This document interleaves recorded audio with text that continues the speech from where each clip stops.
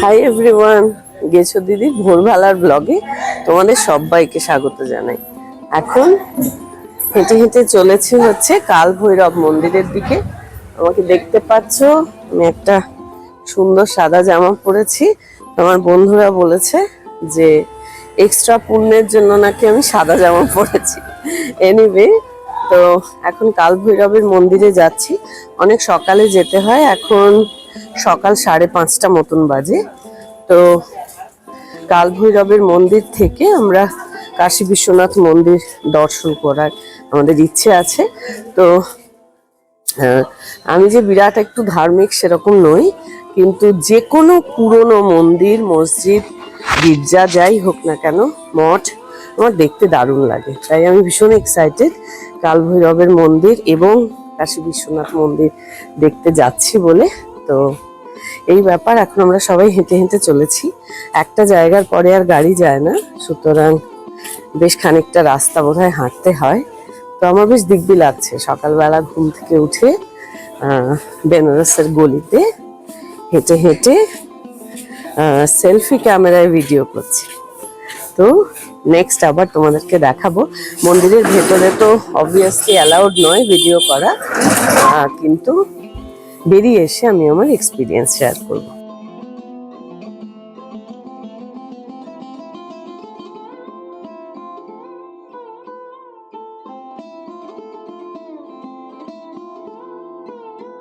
তো আমাদের কাল ভৈরবের মন্দির দেখা হলো, ভীষণ ভালো লেগেছে। ভালো লাগার দুটো কারণ আছে। একটা হচ্ছে মূর্তিটা দেখতে ভীষণ সুন্দর, আমার মনে হচ্ছে ওটা রূপোর মূর্তি ছিল, খুব একদম ঝকঝকে ব্রাইট। এবং ভালো লাগার আর একটা দ্বিতীয় কারণ হচ্ছে একটুও ভিড় ছিল না, একটুও ভিড় ছিল না। It was very calm, quiet and peaceful. তো জাস্ট গেলাম আর সুন্দর মন্দির দর্শন হলো, আর ভালো লাগলো দেখতে। তো এখন যেখানে আছি সেটা হচ্ছে কাশী বিশ্বনাথের মন্দিরের জাস্ট রাস্তার সামনে। আমরা এখানে দাঁড়িয়ে আছি টিকিটের জন্য। তো এরপরে টিকিটটা হয়ে গেলেই আমরা এবার কাশী বিশ্বনাথ মন্দিরে যাব। কিন্তু কাল ভৈরবের মন্দিরটা খুব ভালো লেগেছে।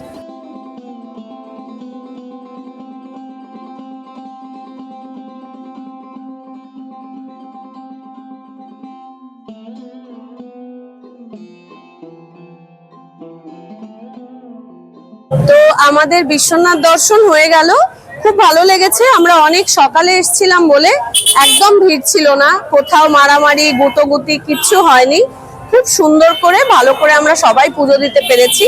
তো আমার তোমাদের সবার কাছে একটাই টিপস, যদি তোমরা বিশ্বনাথ দর্শন করো এবং যদি তোমাদের পুজো দিতে ইচ্ছে করে, তাহলে তোমরা অবশ্যই একদম সকালে বেরোবে। আমরা যেমন 5টায় বেরিয়েছিলাম, তখন কিন্তু সবকিছু খুব ইজি হয় এবং মানুষ তো একটা ভক্তি নিয়ে বা একটা কোনো ইচ্ছে নিয়ে তো পুজো দিতে আসে।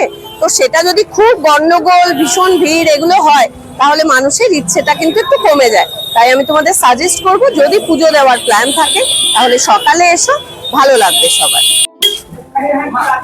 এই হচ্ছে সেই বেনারসের বিখ্যাত গলি। তো আমাদের বিশ্বনাথ দর্শনের পরে আমাদের যিনি ড্রাইভার দাদা আছেন, তো তিনি ঠিক বুঝতে পারছিলেন না। তিনি বললেন, সব তো দোকানপাট বন্ধ, কেন আপনারা যেতে চান, কিছুই তো দেখার নেই। আমি বললাম, না, কিছু দেখার নেই নয়, আমরা তো দোকানপাটে যাব না, তাই এই গলিটাই দেখতে যেতে চাই, আর কোনো উদ্দেশ্য নেই। আমার ভালো লাগছে, বিখ্যাত কাশীর গলি এই যে। আর সবচেয়ে ভালো হচ্ছে এখন কিন্তু একদম ভিড় নেই, সুতরাং এটা ভালো লাগছে। এই যে মণিকর্ণিকা ঘাট যাওয়ার রাস্তা, এই আমরা ঢুকলাম। আচ্ছা, এটা আমাদের ড্রাইভার দাদা বললেন এটা বোধহয় একটা কোনো important shop, blue lassi shop. দাদা, এটা কি ভালো? ও ওকে, বাহ, সুন্দর। এটা কি আমরা মণিকর্ণিকা ঘাটের দিকে যাচ্ছি? আচ্ছা, সুন্দর পাশে ছোট ছোট দোকান খুলেছে। এখন সবে মনে হচ্ছে বেনারস যাচ্ছে আর কি। তো আমাদের বেশ সব কাজ টাজ শেষ। তো আমি বন্ধুদের বলেছি যে হয়ে গেছে, ইনাফ অফ মন্দির দর্শন, আর না। তো এবার আরো খাবার দাবার শুরু হবে এবং বেনারসি কেনা এন্ড অল দ্যাট, ওইসব প্ল্যান আছে। তো এই যে সুন্দর গলিতে আমরা যাচ্ছি। এখানে এটা মনে হচ্ছে আতরের দোকান। সি কত আতর পাওয়া যাচ্ছে এখানে। আচ্ছা, এখানে যেমন জিলিপি ভাজা হচ্ছে, এই যে সুন্দর জিলিপি ভাজা হচ্ছে এখানে। এটা পানের দোকান, লোকজন এই যে সকালবেলায় পান খাচ্ছে দেখছি। এখানে অনেক মন্দির এবং ছোট ছোট অনেক আশ্রমের মতন মনে হচ্ছে আছে প্রচুর। শম্পা হাত নাড়লো। শম্পা আমাদের বন্ধুদের মধ্যে একমাত্র দেখছি এনথুসিয়াস্টিক পারসন যে আমার ব্লগে কিছু বলতে চায়। Thank you Shampa. আর কেউ একটু উৎসাহী নেই নয়, তবে আমি কাউকে ডিস্টার্ব করি না, আমি নিজের মতন ব্লগ করছি এই আর কি। But Shampa is very very enthusiastic.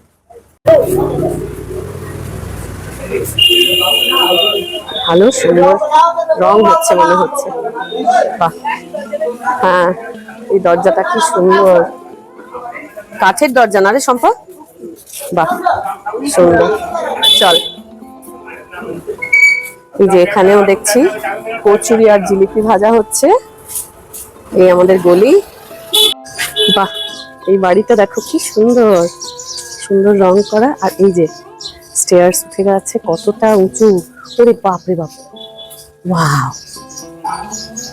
কিন্তু আমার এখন সিঁড়ি চললে হবে না, তার কারণ আমার বন্ধুরা অনেকটা এগিয়ে যাচ্ছে। This is a nice house, মনে হচ্ছে অনেক পুরনো বাড়ি। সুন্দর, এই যে দরজাগুলো কি দারুণ, এই পুরনো আমলের দরজা। এটা মন্দির হতে পারে। এই যে আমরা সামনে এগিয়ে চলেছি মণিকর্ণিকা ঘাটের দিকে। যা, বন্ধুরা আমাকে ফেলে চলে গেল, সর্বনাশ। এটা কি মন্দির দাদা? হ্যাঁ, শিব মন্দির আছে। বাহ সুন্দর, এটা অনেক পুরনো মনে হচ্ছে, পুরনো মন্দির। বাহ, এই যে জামা কাপড়ের দোকান খুলেছে দেখা যাচ্ছে, সঙ্গে ঠাকুরকে দেওয়ার অজস্র জিনিসপত্র, এগুলো আমি ঠিক জানি না কি কি। মন্দিরটা আমার ভালো লাগছে, সুন্দর, ভীষণ সুন্দর ইন্ট্রিকেট কাজ করা। আশা করছি তোমরা দেখতে পাচ্ছ। এই যে ছোট ছোট এই যে খুপড়ি খুপড়ি দোকান, কি ভালো, সুইট। আচ্ছা, এই যে আমরা অলমোস্ট চলে এসেছি মণিকর্ণিকা ঘাট। দূরে আমি গঙ্গা দেখতে পাচ্ছি, ক্যামেরায় হয়তো দেখা যাচ্ছে না, কিন্তু দূরে আমি দেখতে পাচ্ছি। জায়গাটা খুবই পিচ্ছল টাইপের, তাই জন্য সাবধানে চলছি।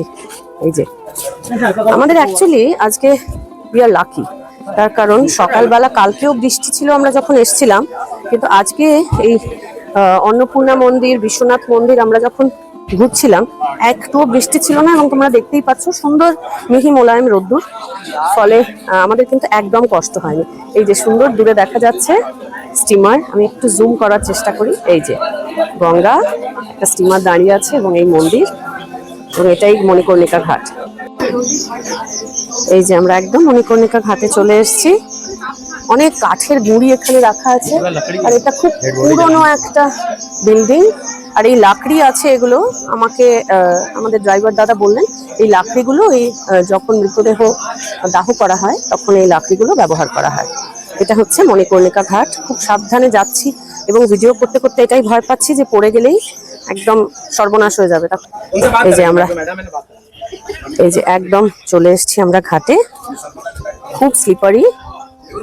তো এই হচ্ছে মণিকর্ণিকা ঘাট। ও আচ্ছা আচ্ছা,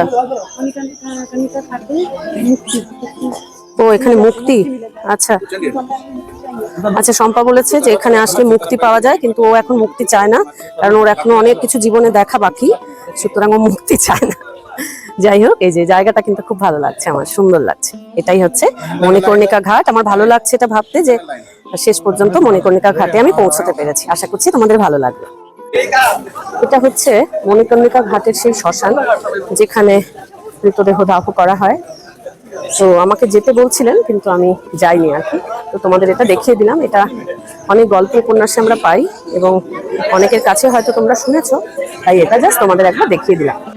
আগের দিন রিসেপশনে যখন বলছিলেন যে ভোর 5টায় বেরোতে হবে আপনাদের, আমার একটু বিরক্তই লাগছিল। দেখ, বেড়াতে এসে কে ওই ভোরবেলা যায়, কিন্তু বাপ রে বাপ, এই যে ভিড়টা দেখছো, এটা কিন্তু সকালবেলা, তখন 7:45 বাজে, আমরা 5:30টায় ঢুকেছি।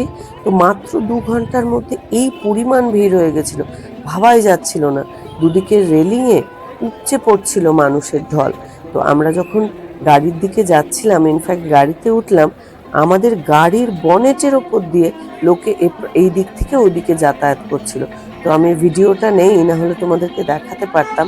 তো মাই টিপস ইজ, তোমাদের যদি মন্দির দর্শন করার থাকে, তোমরা অবশ্যই যেভাবেই হোক সকাল 5:30টার মধ্যে কিন্তু অবশ্যই ঢুকে যাবে, না হলে এই ভয়ঙ্কর লাইনে পড়তে হবে। সারাদিন ঘুরে টুরে বিকেলবেলা আমাদের আবার কাজ ছিল গঙ্গা আরতি দেখা। তো গঙ্গা আরতি দেখার ক্ষেত্রে আমি প্রথমেই তোমাদের যে টিপটা দেব সেটা হচ্ছে দশাশ্বমেধ ঘাটে গঙ্গা সেবা নিধি, আমি লিখেও দিচ্ছি আমার ডেসক্রিপশনে, গঙ্গা সেবা নিধি বলে তোমরা গুগল করলেই সার্চ করবে।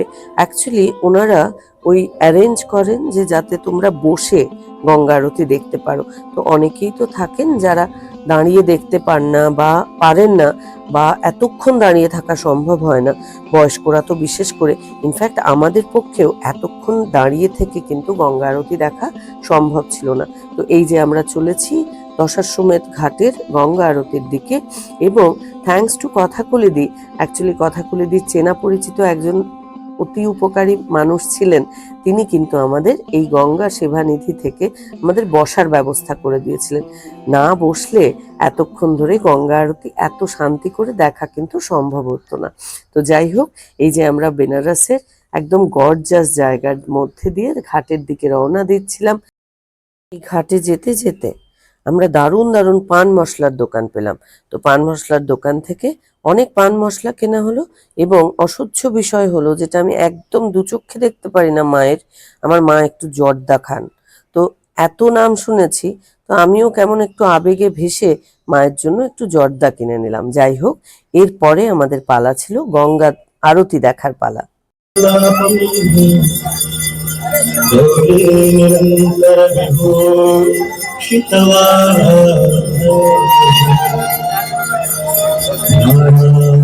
नारायण प्रिय वाराणसी पुरपति भजमेश्वर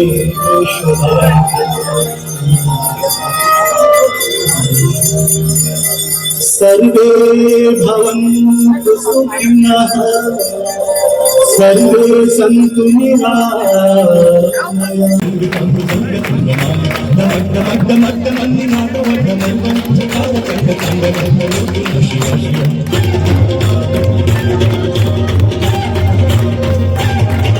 जटाकटाह संभ्रम प्रमन्यलिम्पनि झरि विलोलने जीवल्ले विराजमानि